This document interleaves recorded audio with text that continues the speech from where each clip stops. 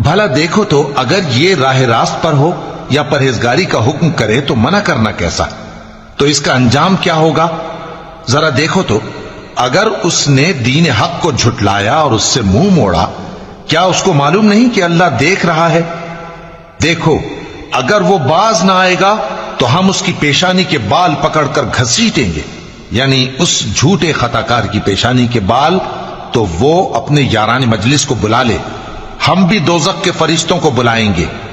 دیکھو اس کا کہا نہ ماننا اور سجدہ کرنا اور اللہ کا قرب حاصل کرتے رہنا۔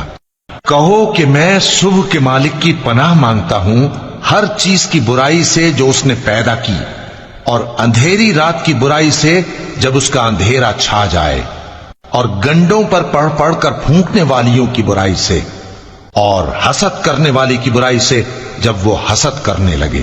کہو کہ میں انسانوں کے پروردگار کی پناہ مانگتا ہوں، یعنی لوگوں کے بادشاہ کی، لوگوں کے معبود کی، اس بڑے وسوسہ ڈالنے والے کی برائی سے جو اللہ کا نام سن کر پیچھے ہٹ جاتا ہے، جو لوگوں کے دلوں میں وسوسے ڈالتا ہے، خواہ وہ جنات میں سے ہو یا انسانوں میں سے۔